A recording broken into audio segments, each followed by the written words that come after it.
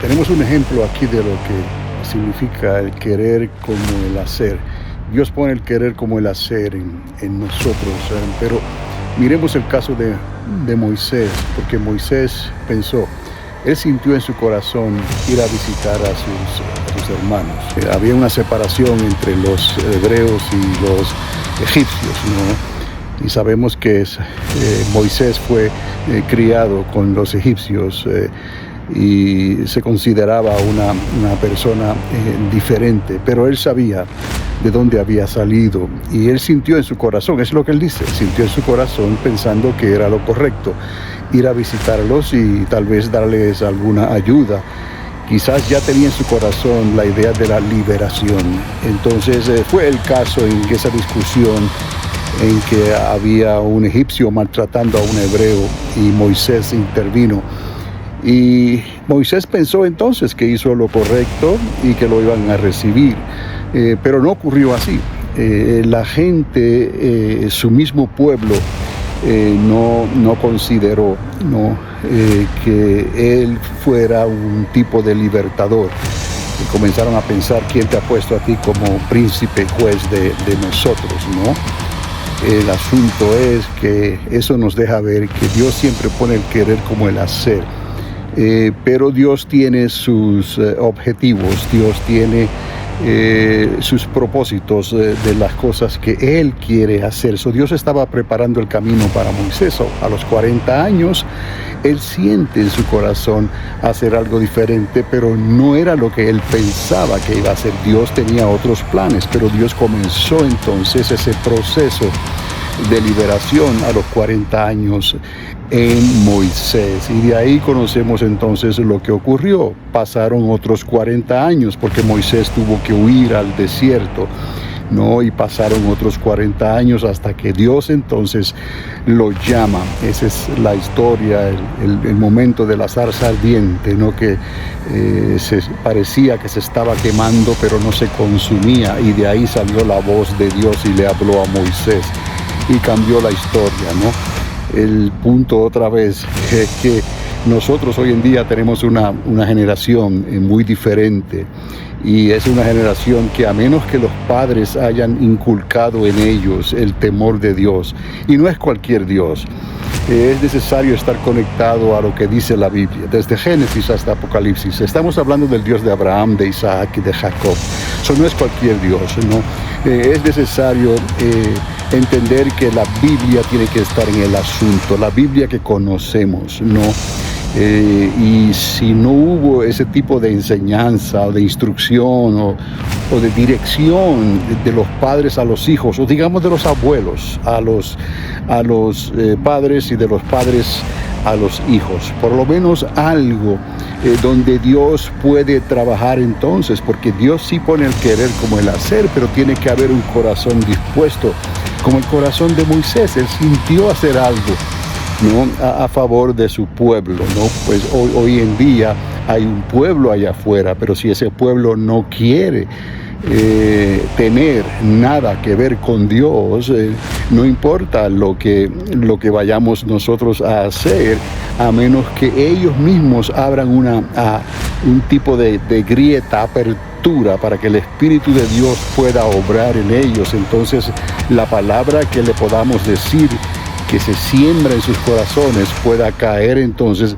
en algún tipo de terreno, por lo menos que dé algún tipo de fruto que Dios pueda utilizar más adelante. Sí, es muy difícil como están las circunstancias. Por eso Jesús habló de los días de Noé y habló de los días de Lot, porque eran las generaciones que estaban completamente perdidas y ya no había nada que se podía hacer por ellos. Estamos viviendo en medio de esa generación, tenemos que tener mucho cuidado, ¿no? Y nunca tratar de adornar este evangelio y el mensaje con tal de que, digamos, como se decía antes, los incircuncisos de Egipto se conviertan a Dios, porque no va a suceder así.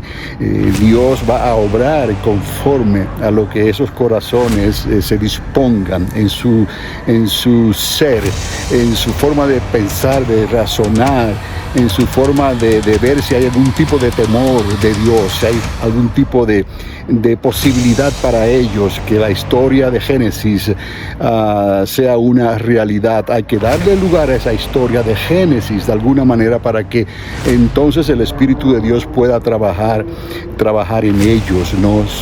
Es el dilema de hoy en día, de la generación, porque ya Jesús nos advirtió que sería como en los días de Noé y como en los días de Lot. Ya está declarado que la generación que existe hoy en día es la generación que no quiere tener nada que ver con Dios. Es una generación que se perderá, a menos que por las cosas que van a acontecer, entonces humanamente hablando se desarrolla algún tipo de temor, ¿no? Algún tipo de pavor, de angustia, y consideren entonces, quizás digan, no tenemos nada que perder, vamos a dar una oportunidad a ese Dios que anteriormente no podíamos creer. Pero si hay un Dios, como dice Génesis, como dice la Escritura, si hay un Dios que tiene que ver con el Dios de Abraham, de Isaac y de Jacob, entonces yo lo quiero. No hay nada que perder, ¿verdad?, para ellos en ese momento dado.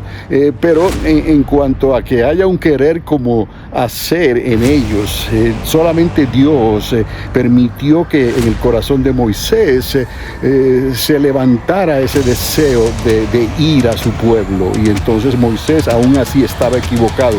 Pero detrás de eso que hace Moisés, Dios tenía entonces un propósito y un objetivo, y comenzó algo. Pasaron 40 años más, pero Dios hizo lo que quería hacer y trajo la liberación del pueblo hebreo del yugo del faraón eventualmente, como ha ocurrido en los últimos 2000 años, ¿no? Porque el yugo de Jesús de Nazaret fue un yugo que sí podíamos llevar, y su carga no era pesada. Simplemente por la gracia, un favor inmerecido, aceptamos esta reconciliación, aceptamos el precio, la sangre de Jesús de Nazaret, para que nuestros nombres fueran inscritos en el libro de la vida. Sí, sin saber mucho de lo que se estaba haciendo, pero tuvo que haber una disposición. Por eso es que es necesario, gentil o griego o judío, tiene que haber arrepentimiento.